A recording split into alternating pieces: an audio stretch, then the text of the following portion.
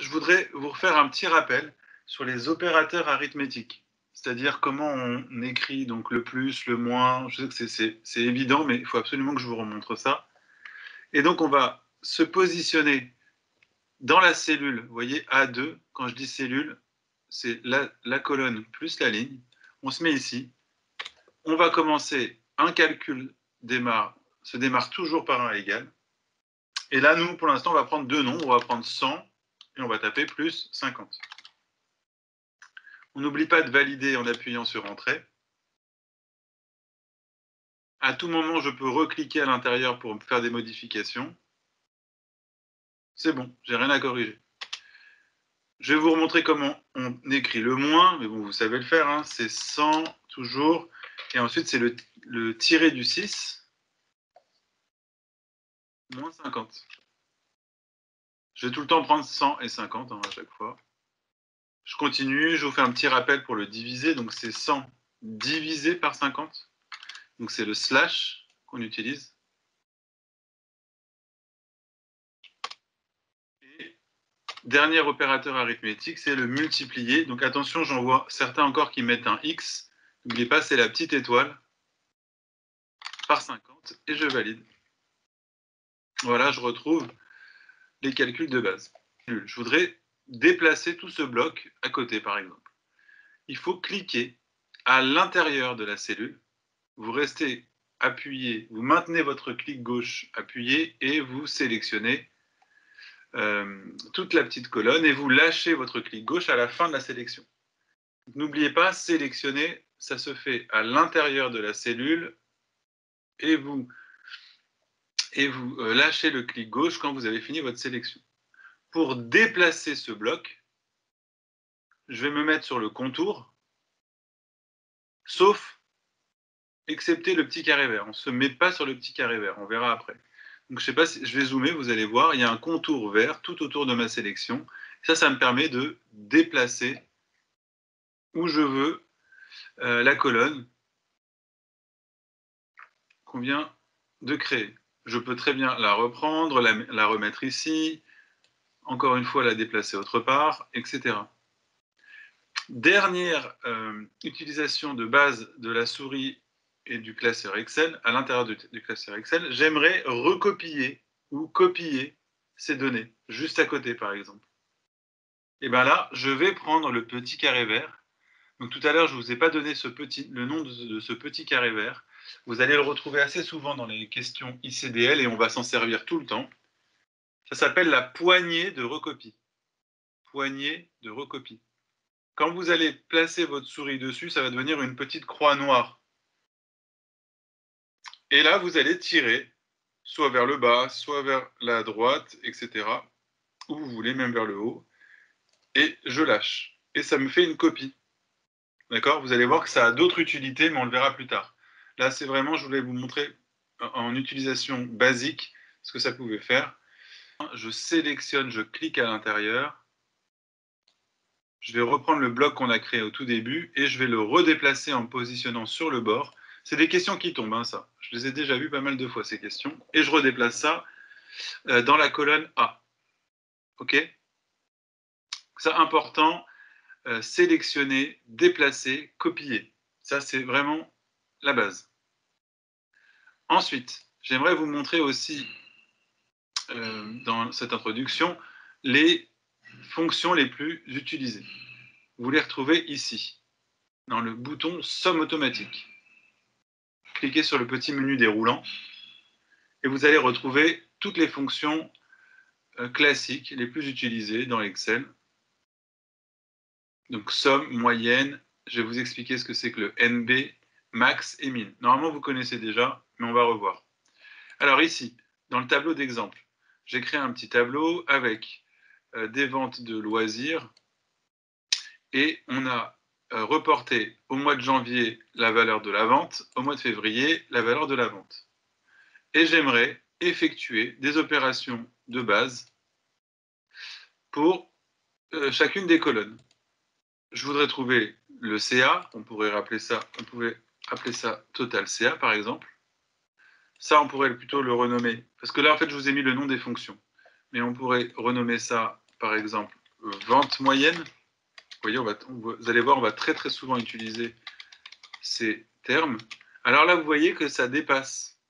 Le mot dépasse de la colonne. Si vous voulez redimensionner la colonne automatiquement, attention, là je dis bien automatiquement, vous allez vous mettre à l'extrémité de la colonne et là vous allez faire un double clic.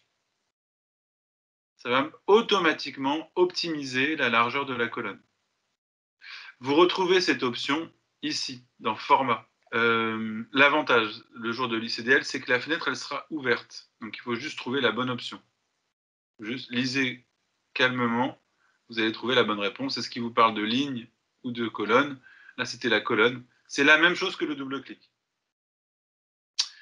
Ensuite, on me demande max. Donc ça veut dire quoi? Trouver la vente la plus importante, c'est la vente max.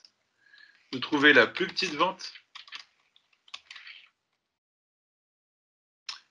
Et là, c'est de compter le nombre de ventes. Et automatiquement, ça s'adapte. Alors, on va le faire. On va le faire pour le mois de janvier et vous allez voir comment on va faire ensuite pour le mois de février. Donc, je me mets en face du total chiffre d'affaires et je voudrais obtenir le chiffre d'affaires du mois de janvier. Je vais cliquer sur somme automatique et ensuite sur somme. Regardez bien comment va réagir l'option, l'outil. Je clique dessus. Qu'est-ce qu'il fait? En fait, Excel va remonter et dès qu'il va trouver soit du texte, soit une case vide, il va s'arrêter. Par contre, ici, j'ai un petit souci. Il a pris une cellule en trop. Donc, ce que je peux faire, maintenant, on sait sélectionner. Donc, je vais resélectionner ce qui m'intéresse. Donc, je resélectionne seulement les 4 ventes qui m'intéressent et je valide. Et je retrouve bien le chiffre d'affaires. Je vais continuer en utilisant cet outil. Vous allez voir qu'il y a d'autres méthodes, mais pour l'instant, j'utilise cet outil. Je voudrais avoir ensuite la moyenne, la vente moyenne de ce qu'on a effectué au mois de janvier. Je me mets en face de la cellule. Je vais cliquer sur moyenne automatique, là, moyenne. Alors, qu'est-ce qu'il fait encore une fois? Il démarre d'en bas, il remonte et il s'arrête cette fois-ci à la première case vide qu'il rencontre.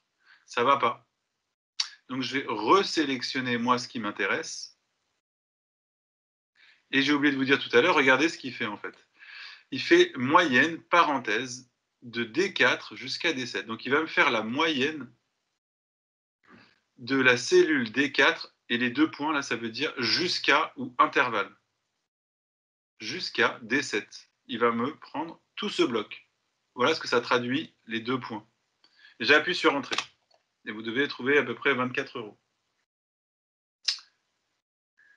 Ensuite, on me demande la vente max. Pareil, je clique sur max. Il va encore une fois se tromper. Donc là, on voit le nom de la fonction, max. Il se trompe, par contre. Il va me prendre les 2 premières cellules qui retrouvent juste au-dessus. Ça ne va pas. Donc moi, je resélectionne les 4 cellules qui m'intéressent et je valide. Et on retrouve bien 52, 52.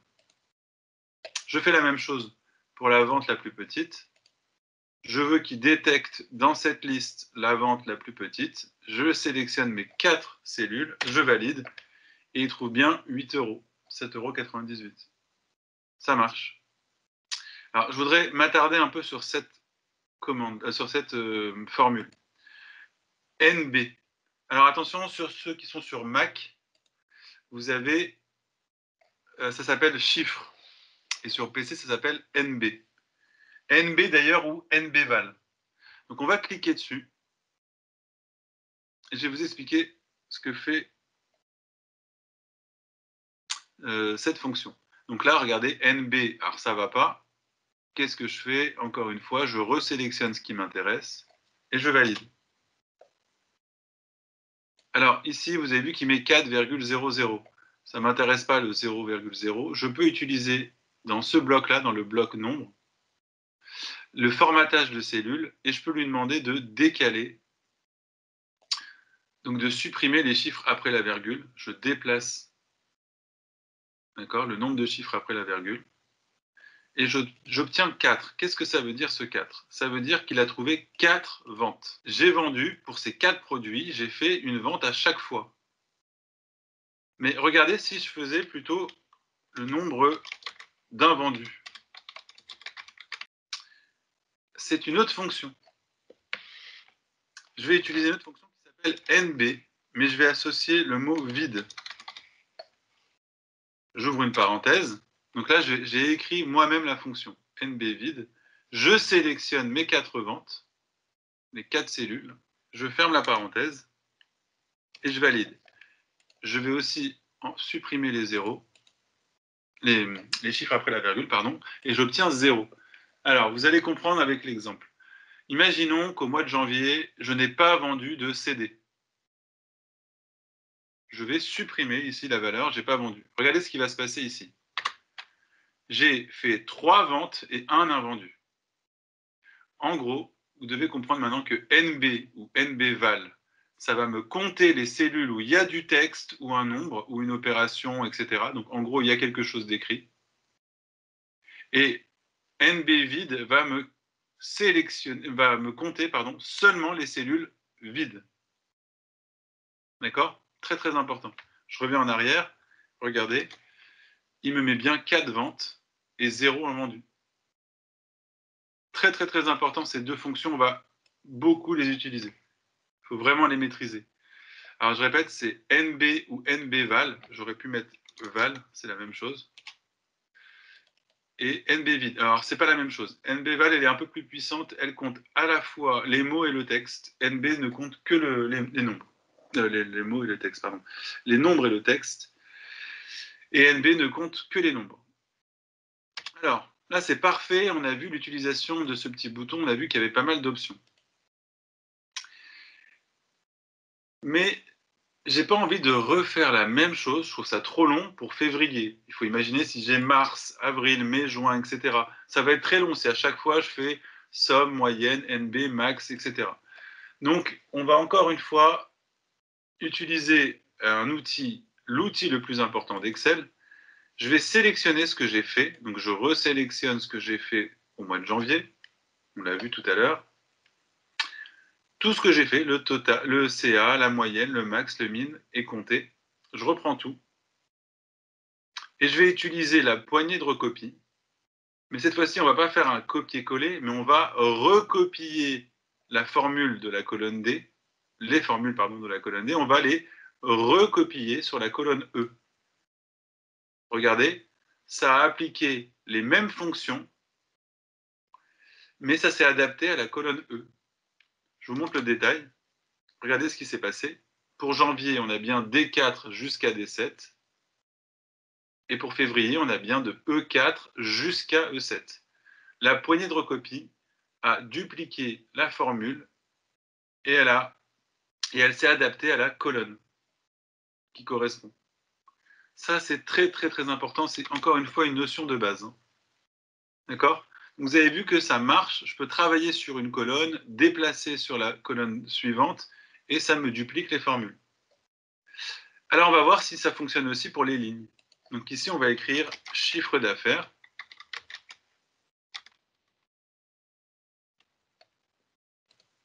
Encore une fois, vous voyez, la colonne n'est pas assez large. Je double-clique. Alors, j'aimerais trouver le chiffre d'affaires des câbles, location, cinéma, CD. Encore une fois, moi, je vais travailler que sur mon premier cas. Et vous allez voir qu'avec la poignée de recopie, je vais pouvoir effectuer les autres calculs. Donc, je me mets en face. Et cette fois-ci, je ne vais pas utiliser le bouton somme automatique. Je vais taper moi-même la fonction. Donc, ça commence par égal. Ensuite, on tape le nom de la fonction. On ouvre une parenthèse. À partir de là, la formule est activée. Dès qu'on met la parenthèse, la fonction ou formule est activée. Et je vais sélectionner les deux cellules qui m'intéressent. Donc, les ventes des câbles en mois de janvier et au mois de février. Je ferme la parenthèse et je valide. Et je trouve bien le chiffre d'affaires des câbles sur ces 2 mois. Est-ce que j'ai besoin de refaire la même manip pour le reste? Non. Je reprends ce que je viens de faire pour les câbles et je vais le transposer sur location, cinéma et CD. Un gain de temps énorme, l'utilisation de ce petit carré vert.